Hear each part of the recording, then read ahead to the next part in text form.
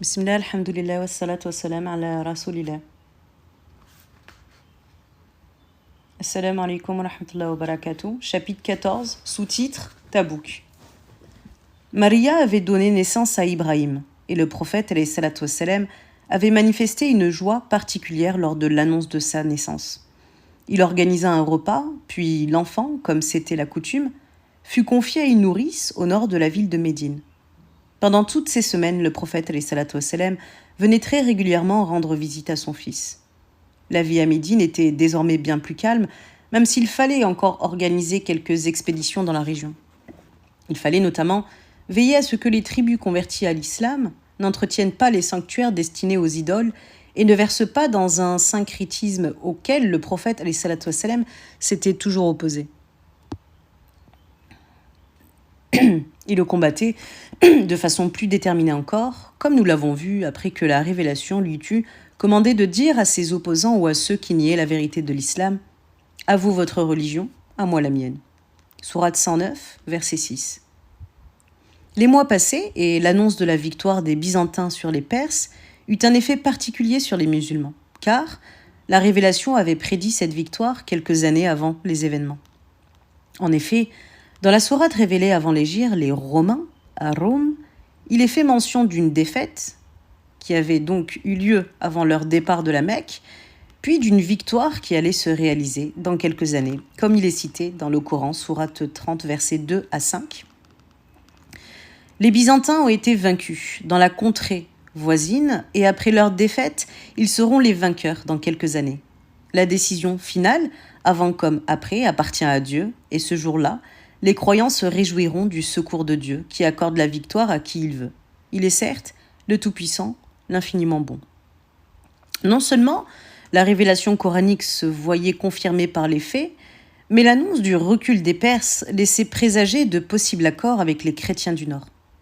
Les musulmans allaient s'en rendre compte, après quelques années seulement, car, dans l'immédiat, les nouvelles qui provenaient du Nord étaient plutôt alarmantes. Tout portait à croire que les armées byzantines de Héraclius s'étaient alliées aux tribus arabes et qu'ils préparaient ensemble une attaque massive contre Mohammed, le nouvel empereur des Arabes. Il fallait donc réagir tout de suite, et l'enjeu était tellement important et l'expédition tellement périlleuse que pour la première fois, le prophète indiqua sa destination à l'ensemble des compagnons. Il devait se rendre dans le nord de façon préventive pour empêcher l'avancée des troupes ennemies et, le cas échéant, les surprendre sur leur territoire, leur propre territoire.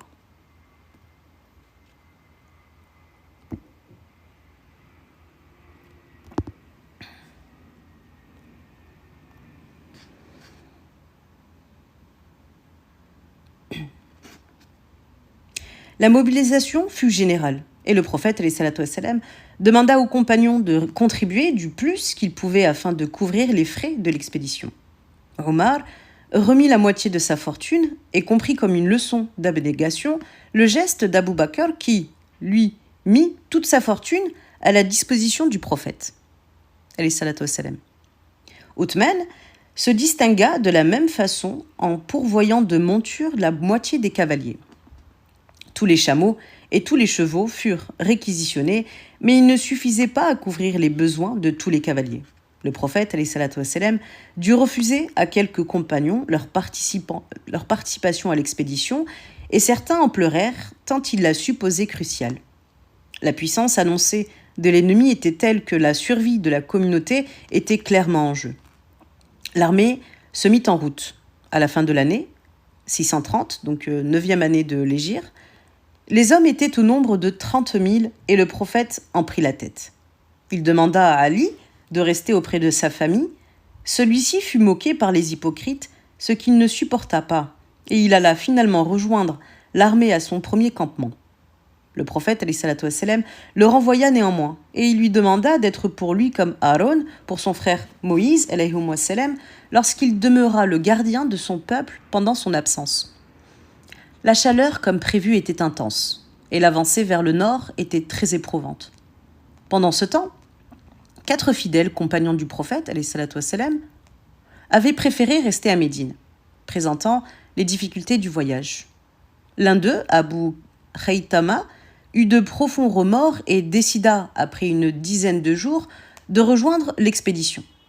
Il y parvint lorsque celle-ci avait déjà établi son camp à Tabouk. Le prophète alayhi salatu wassalam fut particulièrement heureux de le voir venir, tant il avait été attristé par la défection des 4 compagnons qui ne pouvaient être interprétés que comme de la lâcheté ou de la trahison. Abu Khaythama se fit pardonner lorsqu'il expliqua au prophète ses remords et le besoin impératif qu'il avait ressenti de rejoindre l'armée. Ce ne fut pas le cas des autres croyants, parmi lesquels se trouvait le fidèle Ka'b ibn Malik. Ils n'apparurent point et firent le choix de s'occuper de leurs affaires à Médine. L'armée musulmane resta 20 jours à Tabouk, mais peu à peu, il apparaissait que les rumeurs d'attaque venant du nord étaient infondées. Aucune tribu n'était sur le pied de guerre et il n'y avait nulle trace de présence byzantine dans la région. L'expédition, quoique très éprouvante, n'allait cependant pas s'avérer inutile. Le nombre imposant de soldats fit impression dans toute la péninsule et les tribus du nord comprirent quelle était la capacité de mobilisation du prophète alayhi salatu wassalam, en même temps que son incroyable mobilité. Depuis Tabouk, le prophète en profita pour établir des alliances avec une tribu chrétienne et une autre juive. Ces dernières gardaient leur religion respective et acceptaient de payer une taxe, jizya, en échange de leur protection, qui, en cas d'agression, serait désormais assurée par la communauté musulmane. Ainsi, la jizya était entendue comme une taxe militaire collective, prélevée auprès de tribus qui n'avaient pas à s'engager militairement aux côtés des musulmans, mais dont la contrepartie était l'obligation pour l'autorité musulmane d'assurer leur défense, leur protection et leur survie, le cas échéant. Depuis Tabouk, Mohammed alayhi salatu wassalam envoya Khalid ibn el-Walid plus au nord encore pour faire le siège d'une forteresse chrétienne et établir une alliance similaire dans le but de sécuriser la route menant vers l'Irak et la Syrie. Toutes ces opérations furent couronnées de succès et le prophète alayhi salatu wassalam regagna Médine avec l'armée musulmane. À son retour, il apprit la mort de sa fille, Kulthum.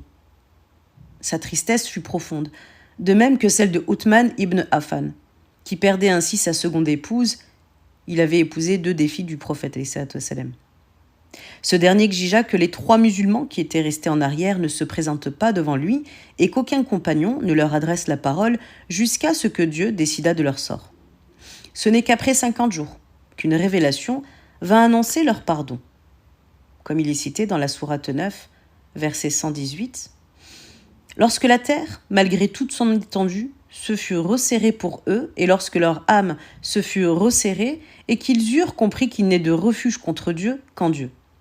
Il se tourna vers eux afin qu'ils puissent se tourner vers lui dans leur repentir. » Lorsqu'il apprit la nouvelle, Ka'b demanda au prophète, alayhi salatu wassalam, dont le visage était alors jovial et lumineux, si ce pardon provenait de lui ou de Dieu, et le prophète lui indiqua qu'il s'agissait d'une révélation. Ce pardon avait été accueilli avec joie par tous les compagnons qui s'étaient obligés à boycotter leurs 3 frères.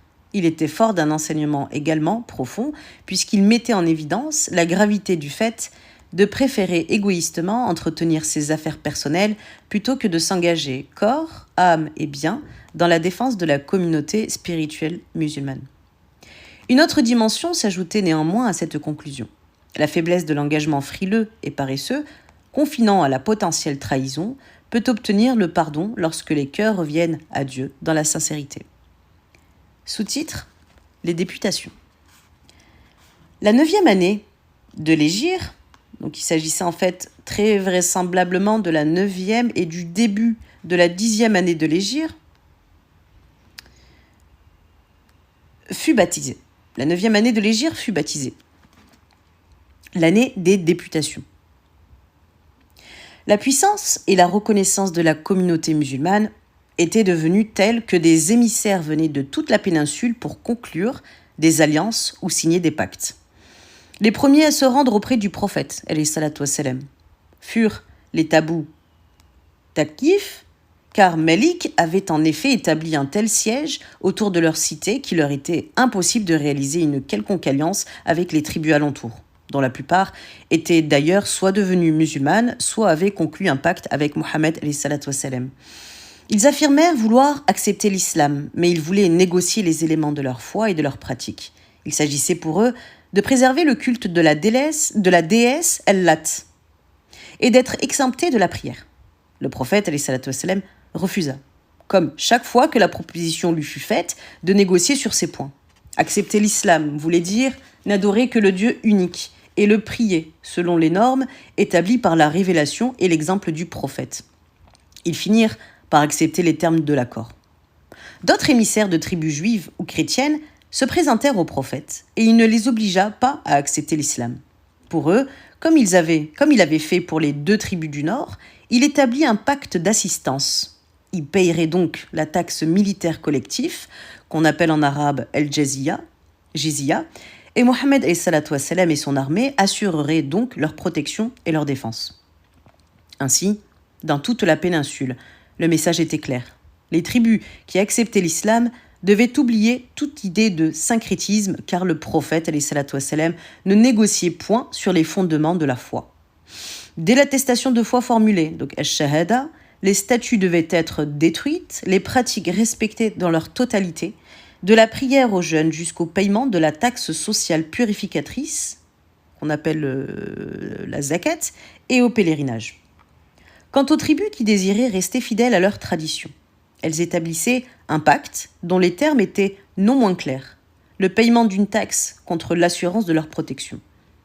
Le prophète, alayhi salatu wassalam, laissait les clans et les chefs libres de choisir devant cette alternative, ce qu'ils firent en grand nombre durant les mois qui suivirent le retour de Tabouk.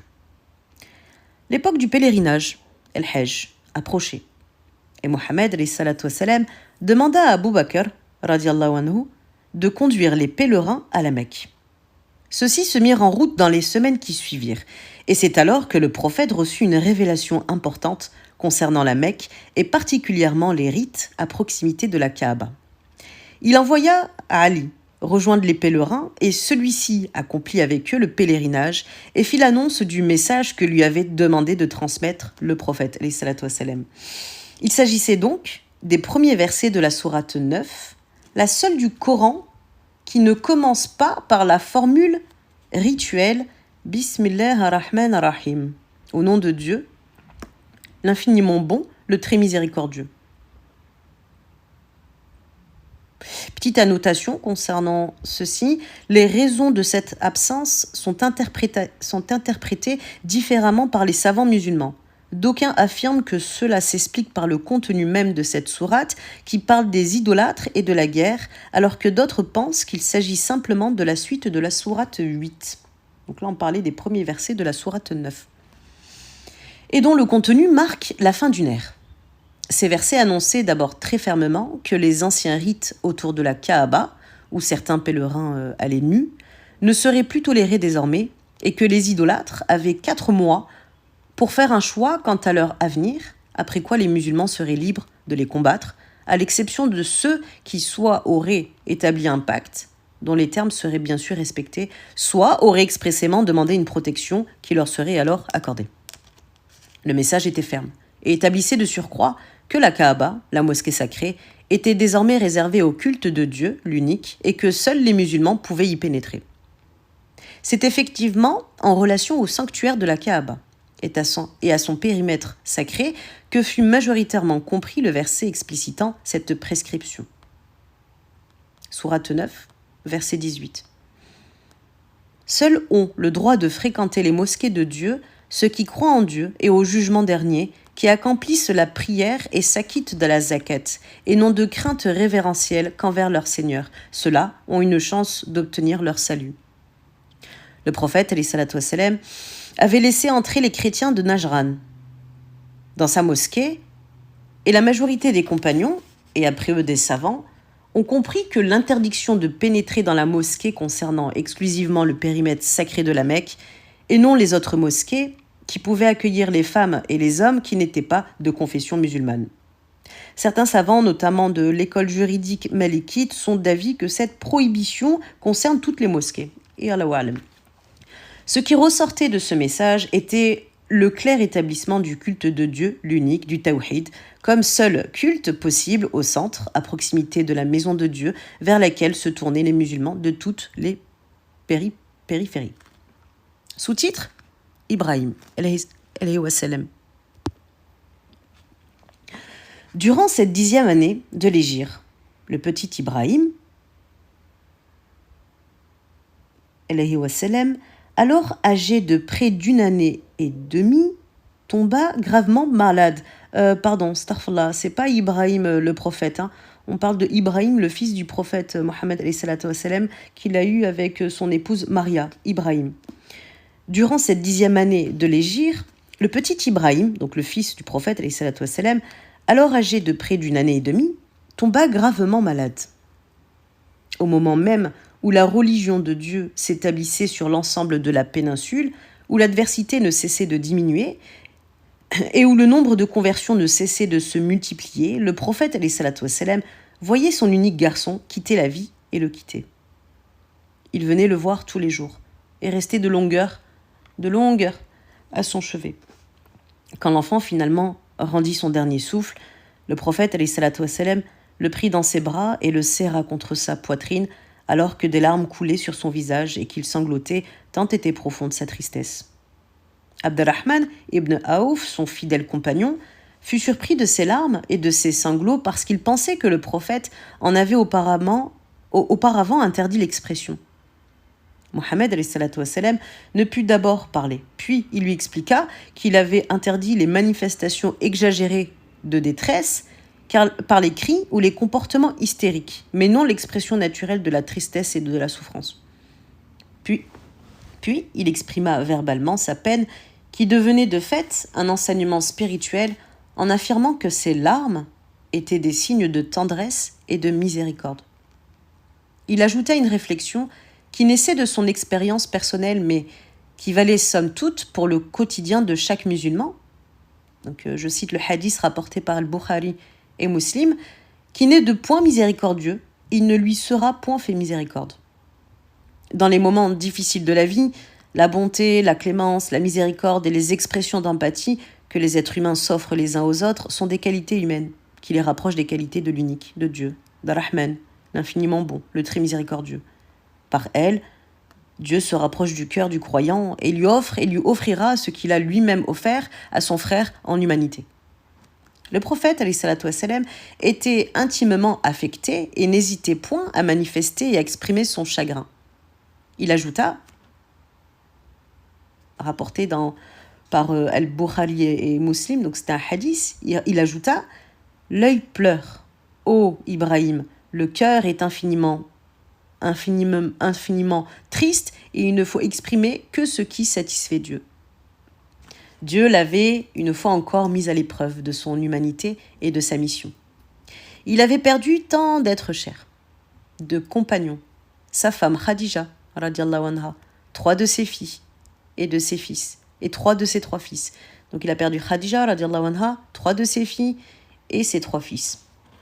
Sa vie avait été traversée de larmes, mais il restait à la fois doux en son cœur et ferme dans sa mission. C'était cette chimie de la douceur et de la fermeté qui trouvait la satisfaction du très rapproché.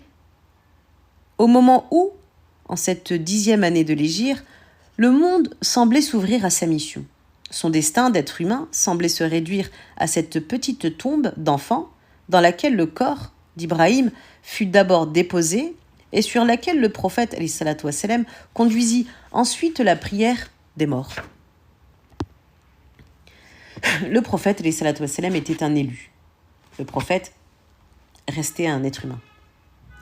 Quelques heures après son retour du cimetière, une éclipse de soleil se produisit. Les musulmans furent prompts à associer cette éclipse à la disparition de l'enfant du prophète et à y percevoir un miracle, une sorte de message de Dieu à son prophète. Ce dernier coupa court à toutes ces interprétations et affirma avec force.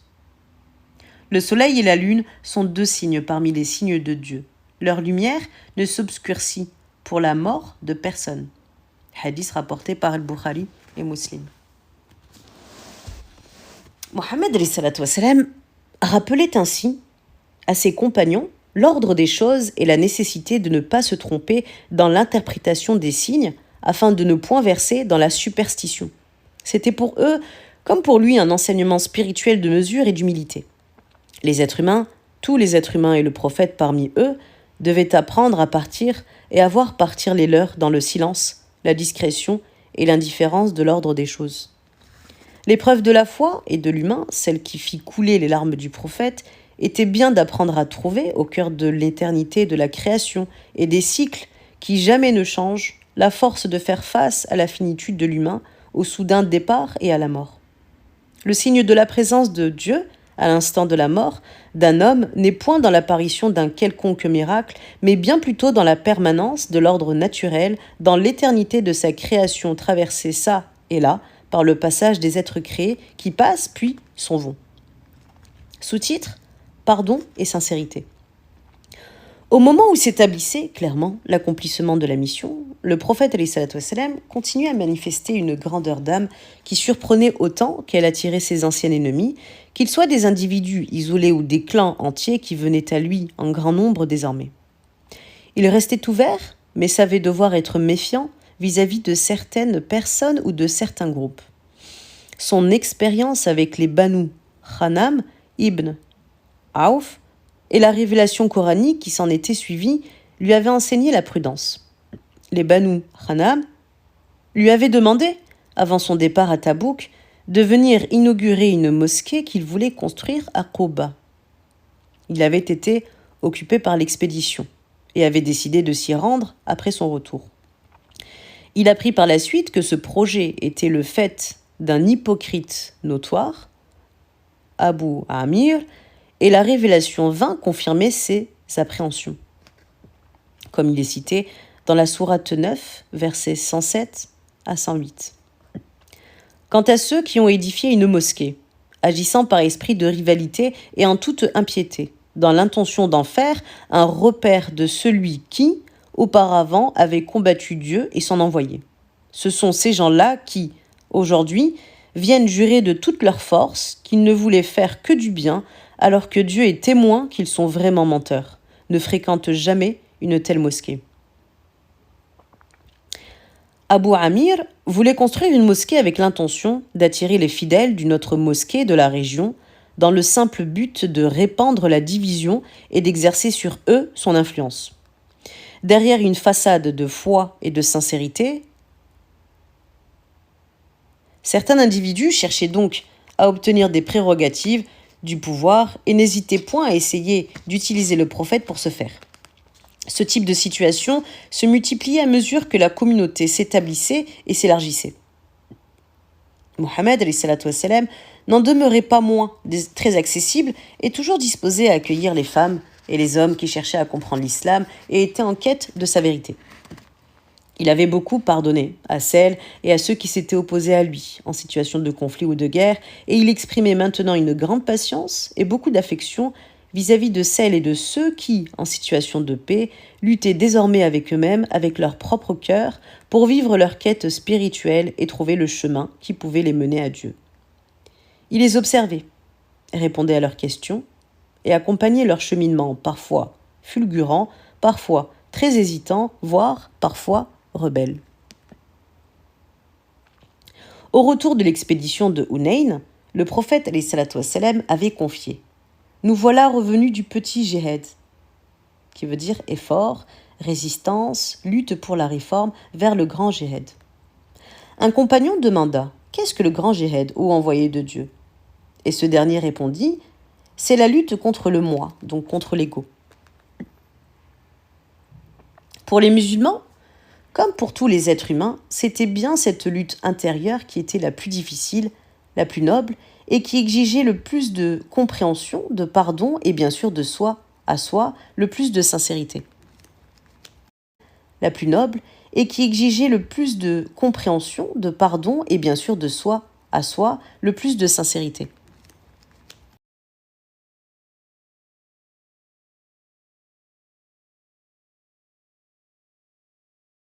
Dans quelques secondes.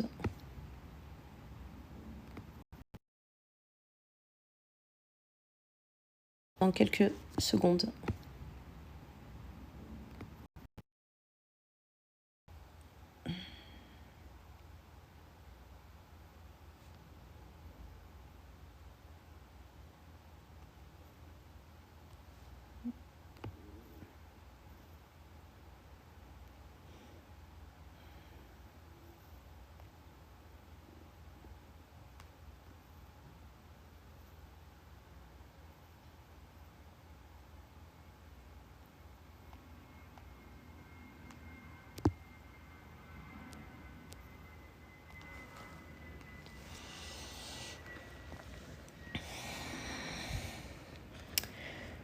Pour les musulmans, comme pour tous les êtres humains, c'était bien cette lutte intérieure qui était la plus difficile, la plus noble, et qui exigeait le plus de compréhension, de pardon, et bien sûr, de soi à soi, le plus de sincérité.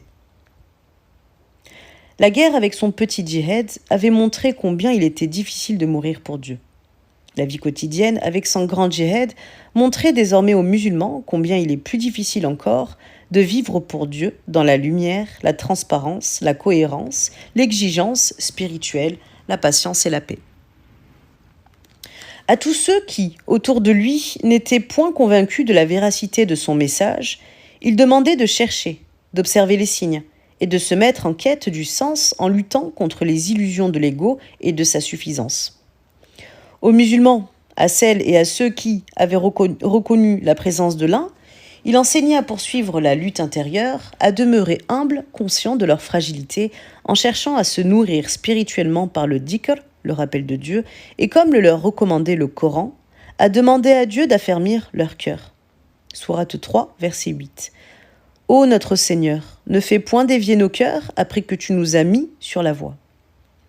Le prophète, alayhi salatu wassalam, avait coutume d'invoquer Dieu en s'exclamant « Ô toi qui tournes et retournes les cœurs, affermis mon cœur dans ta religion. » Hadith rapporté par Ahmed et At-Tirmidhi. Ainsi, en situation de paix, d'aucuns étaient en quête de vérité et d'autres en quête de sincérité, et tous vivaient une nouvelle forme de conflit intérieur qui exigeait d'eux des efforts, de la patience et une conscience en perpétuel éveil. À l'heure où l'horizon semblait s'ouvrir quant à l'établissement définitif de la dernière religion, chacun était renvoyé à son univers intérieur afin de chercher la lumière ou le pardon, afin de trouver la paix et la clémence de celui qui revient en permanence auprès d'eux, qui vient ou revient à lui. La révélation apprenait au prophète, alayhi salatu wassalam. Sourate 110, versets 1 à 3. Lorsque vient le secours de Dieu, ainsi que la victoire, et que tu vois les hommes embrasser en masse sa religion, célèbre alors les louanges de ton Seigneur, et implore son pardon, car c'est lui qui est le grand, accueillant au repentir. Ces versets exprimaient l'exigence du retour vers Dieu quand les hommes semblaient enfin reconnaître la vérité du message.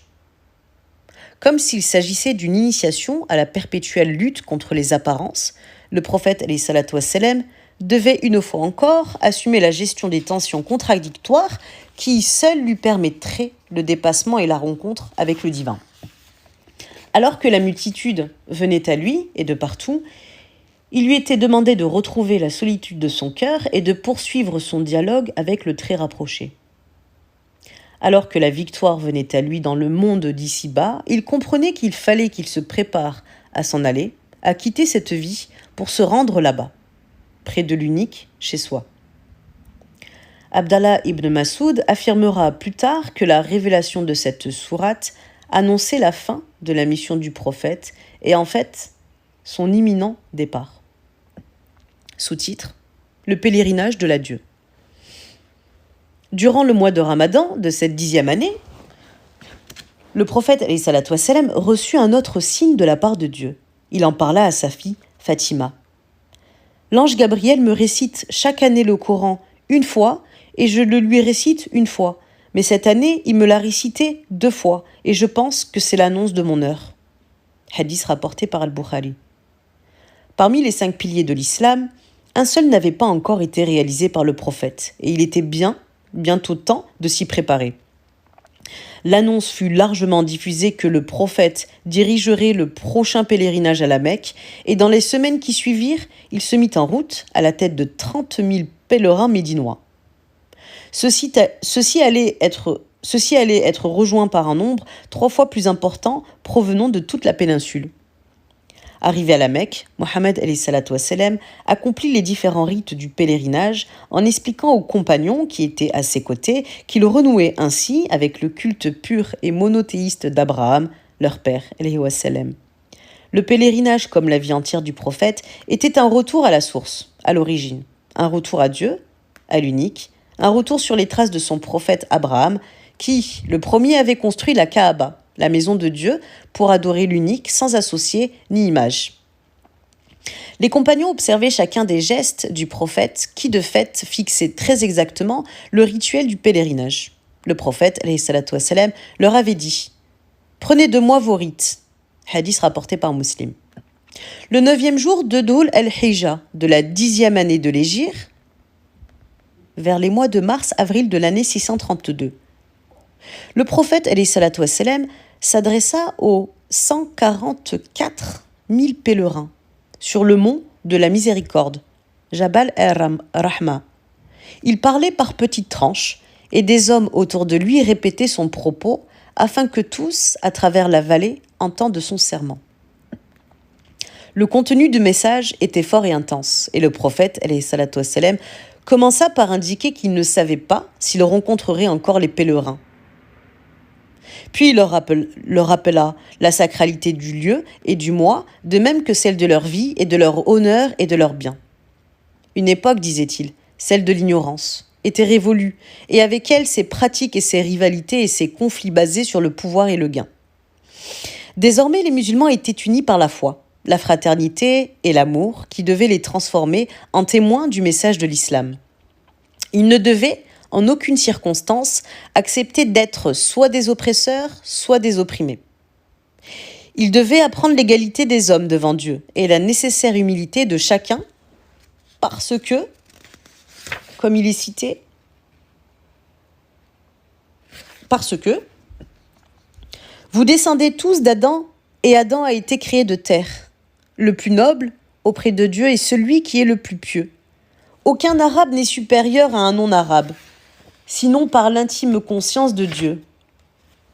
Le prophète, alayhi salatu wassalam, rappela aux musulmans de traiter les femmes avec douceur et ajouta « Ayez une conscience intime de Dieu en ce qui concerne les femmes et veillez à leur vouloir du bien. » Puis il ajouta, comme pour indiquer la voie et ses conditions à tous les fidèles présents et à tous ceux qui allaient suivre ses enseignements à travers les âges, donc il ajouta « J'ai laissé parmi vous ce qui, si vous vous y tenez fermement, vous préservera de l'égarement une orientation claire, le livre de Dieu et la tradition de son prophète, donc le Coran et la Sunna. » À chacun des enseignements rappelés, le prophète alayhi salatu wassalam ajoutait « Et je fais parvenir le message, ô Dieu, sois témoin. » Au terme de son serment, les fidèles lui répondirent « Nous témoignons que tu as fait parvenir fidèlement le message, que tu as accompli ta mission et que tu as conseillé la communauté. » Et le prophète, alayhi salatu wassalam, conclut en disant « Ô Dieu, sois témoin, que les présents fassent parvenir ce message aux absents. »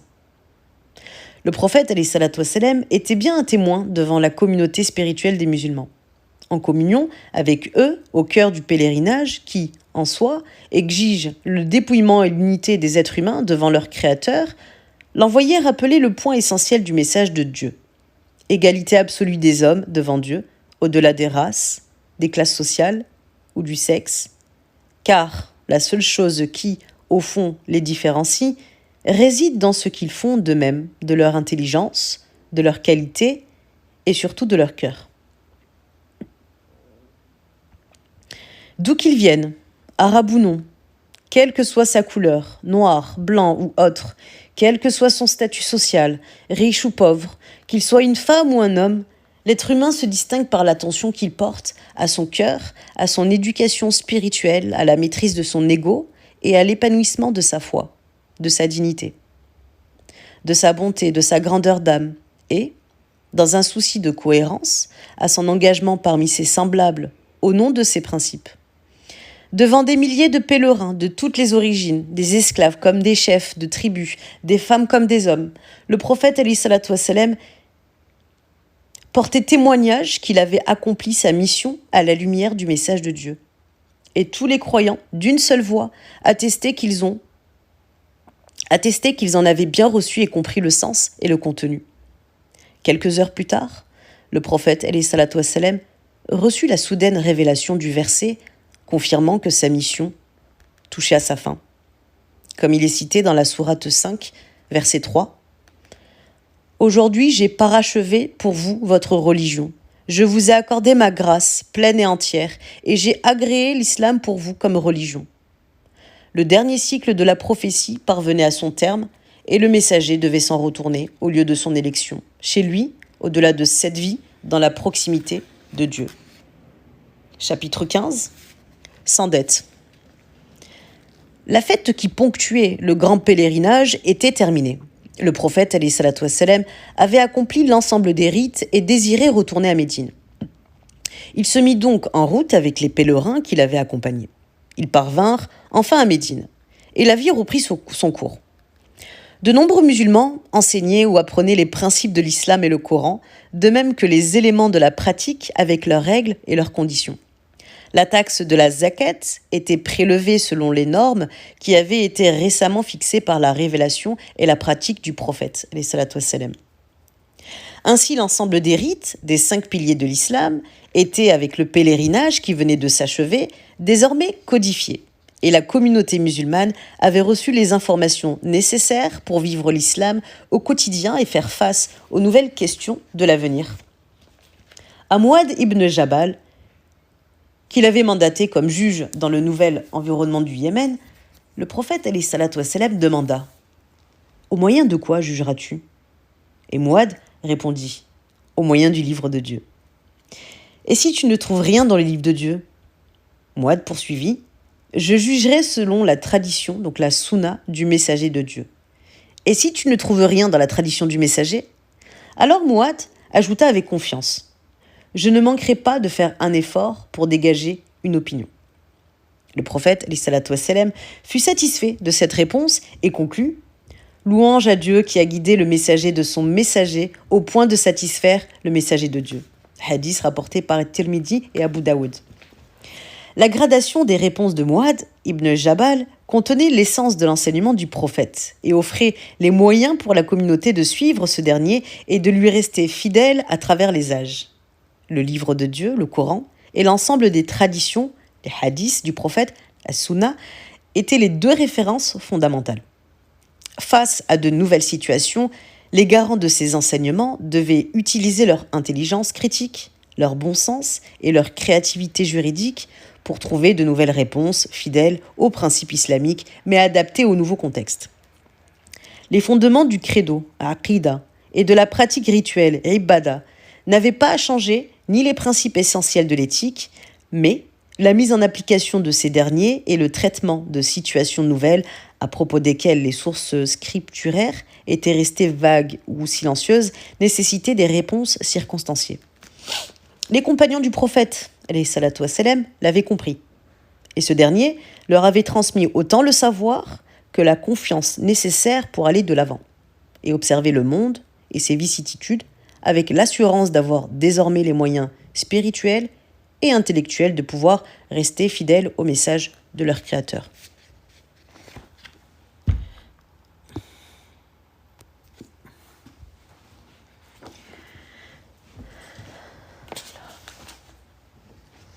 On continuera la lecture de ce livre lors d'un prochain live, Inch'Allah. Barakallahu fikoum pour les participants, ceux qui écoutent la lecture du livre. Donc c'était le livre de Tariq Ramadan,